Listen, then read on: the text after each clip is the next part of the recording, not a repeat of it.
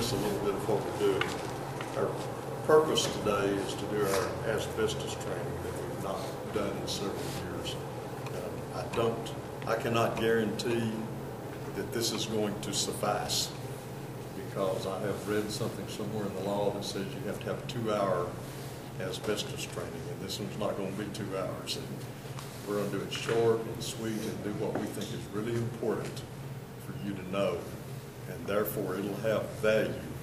It'll have value in your work every day and what you do. And then when we do our 3-year upkeep of our asbestos report this next fall, they may tell me that we're going to have to go back and do 2-hour training, and we'll do it then. So we'll worry about that at that time.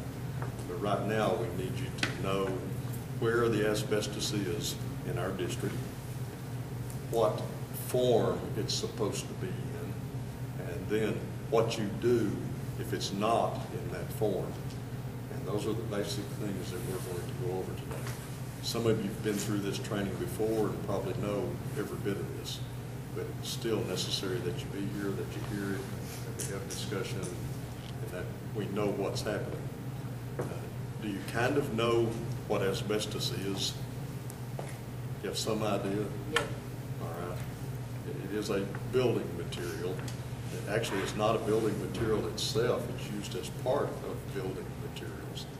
It started back probably in the 50s, the best I can figure out. Someone started putting asbestos into building materials because they found that it was quite efficient at what it does. One of the things that it does is hold things together. You put it inside of concrete, for instance, it's fibers that help hold the concrete together. One of the other things that it does really well is it's an insulation material. You can take a torch and shoot asbestos, it's not going to catch on fire. So it's an insulation against fire, against heat.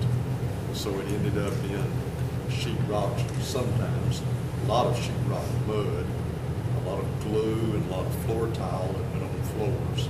And it's ended up in other places too. We are supposed to get as much of that as we possibly can out of school districts, and our district has done pretty well at getting out the asbestos that's here. Or you're supposed to keep it encapsulated at all times. There's some within our district that is encapsulated, and you need to know where that is and what you're supposed to do. The next word, well, let's go ahead and do this. Let's start passing the mouse.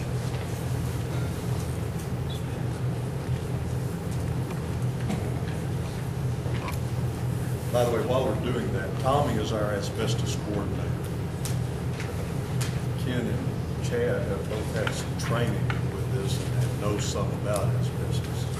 So because asbestos may occur in things like floor tile, that falls in your area. Custodians and maintenance people that might work on the floor. But it also might occur around air conditioning ducts. It could fall within our AC electrical area just as well. So we want you to know.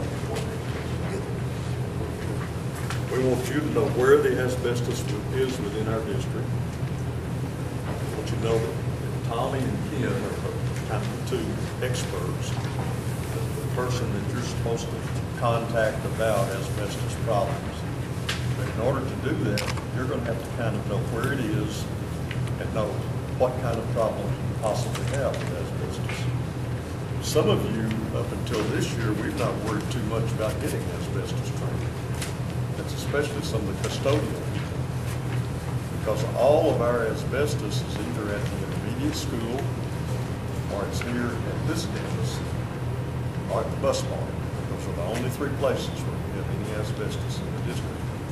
Therefore, if you worked at the middle school or high school, then there was no reason for you to know anything about asbestos. That's going to change a little bit, because as some of you may have already heard, we're going to start changing our custodial routine around here for the summertime.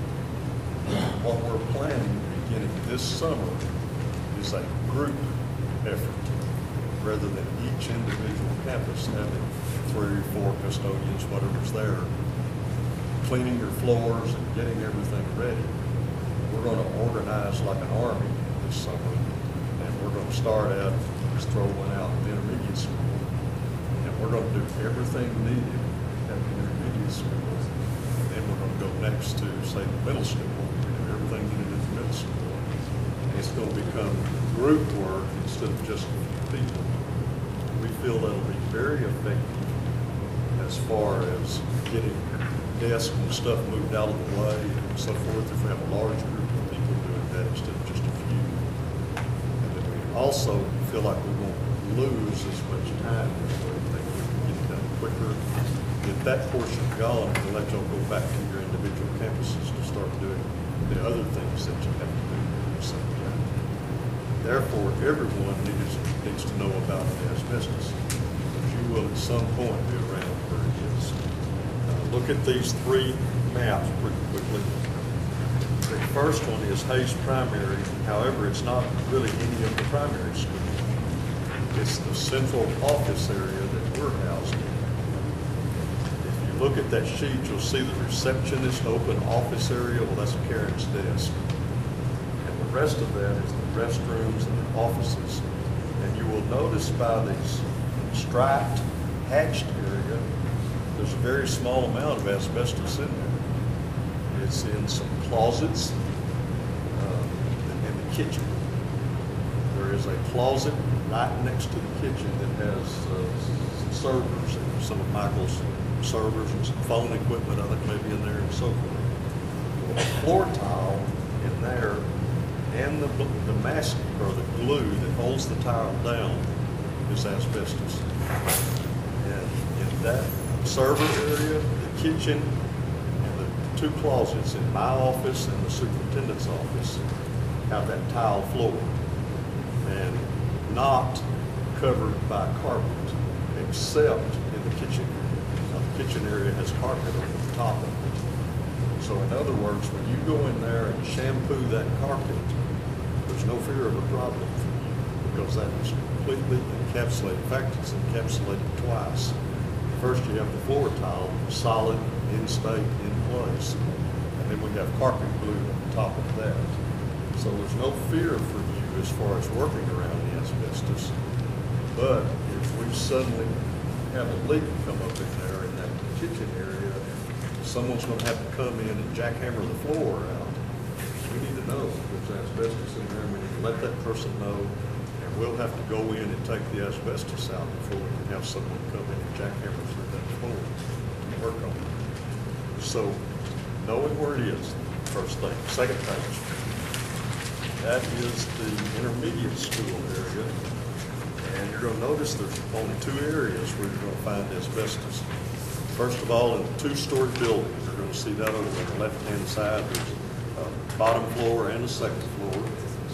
And you're going to find both mastic, no pardon me, you're only going to find mastic in that area, which means the floor tile itself is not asbestos, but the glue that stuck it down has asbestos in it. If you go to the cafeteria area, where there's stage, cafeteria, and kitchen, you're going to find both.